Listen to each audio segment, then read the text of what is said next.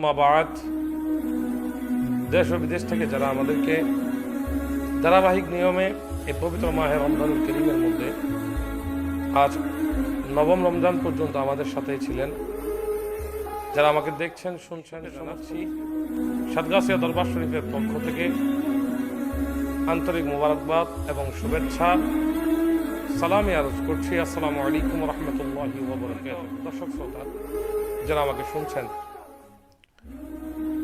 আপনারা জানেন আমি আগেও এর পর্বগুলোর মধ্যে আলোচনা করেছিলাম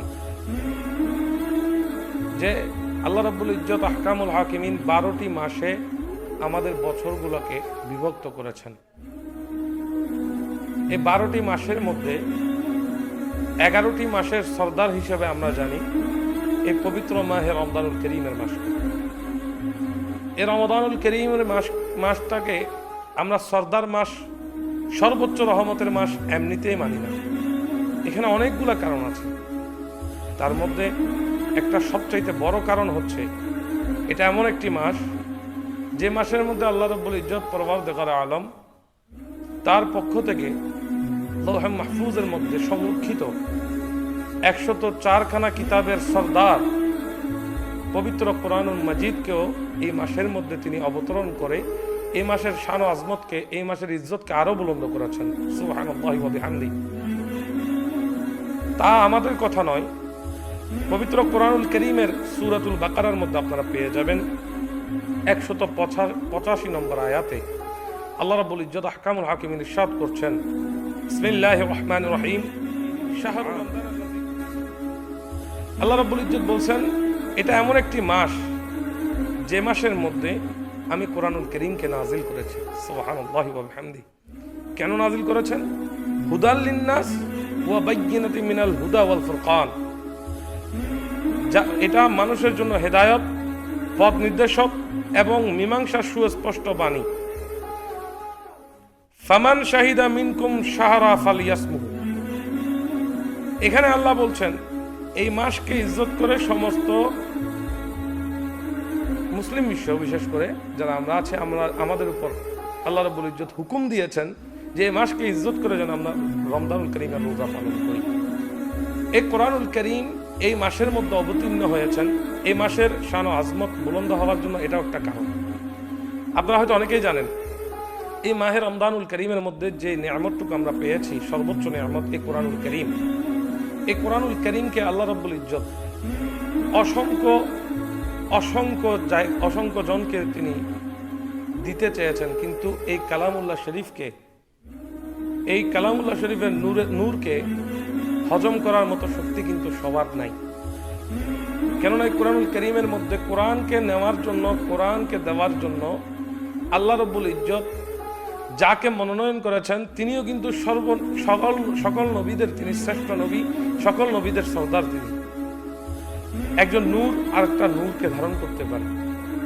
এই আল্লাহ রাব্বুল ইজ্জতের নূরি তাজাল্লির, নূরি কুদরতের জবানে পাকের এই কালামুল্লাহ শরীফগুলোকে আল্লাহ রাব্বুল ইজ্জতের সৃষ্টির মধ্যে সর্বশ্রেষ্ঠ নূর, কদ জাআকুম মিনাল্লাহি নূরুন ওয়া কিতাবুম মুবিন, সেই পবিত্র নূর সরকার দু আলম সাল্লাল্লাহু আলাইহি ওয়া সাল্লাম তিনি এই কিতাব মুবিনকে ধারণ করেছেন।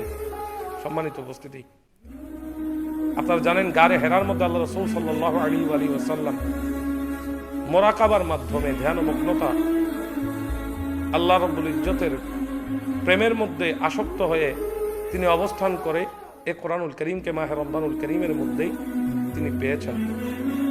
সম্মানিত উপস্থিতি, এই কোরআনুল কারীমের অনেক ফজিলত। কেননা এই কোরআনুল কারীম এই মাহে রমজানুল কারীমের মধ্যে যেহেতু নাজিল হয়েছে, এর কারণে আল্লাহ বলছেন তোমরা এই মাসের মধ্যে রোজা রাখো। কিন্তু শুধুমাত্র রোজা দিয়েই হবে না, রোজার মধ্যে আনুষঙ্গিক ইবাদতের মধ্যে এই কোরআন তেলাওয়াতের ফজিলত হচ্ছে সর্বশ্রেষ্ঠ ফজিলত। আল্লাহ রাসূল সাল্লাল্লাহু আলাইহি ওয়া সাল্লাম হাদিসে পাকের মধ্যে ইরশাদ করেছেন, ক্বালা রাসূলুল্লাহ সাল্লাল্লাহু আলাইহি ওয়া সাল্লাম, খায়রুকুম মান তাআল্লামাল কুরআনা ওয়া আল্লামাহু। যে তোমরা নিজে কোরআন শিখে অপরকে যারা শিক্ষা দেয় তারাই সর্বোত্তম ব্যক্তি বলে আমার নবী পাক সাল্লাল্লাহু আলাইহি ওয়াসাল্লাম বলেছেন। এই কোরআনুল কারীমের তাসীর যদি আমরা খেয়াল করি, কোরআনকে মহব্বত আমরা যদি করি, এটা দ্বারা আমাদের কি ফায়দা, কি আমাদের জন্য নিয়ামত হবে, এইগুলো আমরা কল্পনাও করতে পারবো না। এই কোরআনুল কারীমকে তেলাওয়াত করতে জানতো না এক সময়, একজন ব্যক্তি তেলাওয়াত করতে জানতো না, শুধু ঘর থেকে বের হতে আর ঢুকতে সে কোরআনুল কারীমকে চুমু খেত মাত্র, মোহাব্বত করে চুমু খেত, কাঁদতো, আল্লাহ আমি তো কোরআন পড়া শিখিনি, কিন্তু তোমার এই কালামুল্লাহ শরীফকে আমার খুব মোহাব্বত লাগে। সম্মানিত উপস্থিতি, সে মানুষ যখন ইন্তেকাল হলো, তার কবরের মধ্যে মুনকার নাকির এসে তাকে যখন সওয়াল করার জন্য, জবাব নেওয়ার জন্য যখন তাকে উঠে বসালো, তখন মুনকার নাকির স্তব্ধ হয়ে গেল। সে মাইয়াত বলতেছে, কি ব্যাপার মুনকার নাকির ফেরেশতা, আপনি স্তব্ধ হয়ে আছেন কেন? বলে আপনার মাথার দিকে খেয়াল করে দেখুন। মুনকার নাকির বলছে আপনার মাথার দিকে খেয়াল করে দেখুন কে যেন দাঁড়িয়ে আছে। সে মাইয়াত পেছনে ফিরে তাকিয়ে দেখলো যে কোরআনুল কারীম তার মাথার পাশে দাঁড়িয়ে আছে। সুবহানাল্লাহ। মুনকার নাকির জিজ্ঞেস করলো, এই কোরআন তুমি এখানে কেন আসলা? কোরআন উত্তর দিল, আই মুনকার নাকির, সে আমাকে পড়তে জানতো না, কিন্তু আমি আল্লাহর কালামকে সে মোহাব্বত করেছে। এই কারণে তার নিদানের মুহূর্তে তার বাড়ি ঘর, আত্মীয় স্বজন, ধন দৌলত কিছুই নেই, কিন্তু আমি কোরআন তার নিদানের বন্ধু হিসাবে তার পাশে চলে এসেছি। সুবহানাল্লাহ। মুনকার নাকির জিজ্ঞেস করলো, আপনি যতক্ষণ থাকবেন ততক্ষণ তো সওয়াল করা মুশকিল হয়ে যাবে, আপনি কখন যাবেন?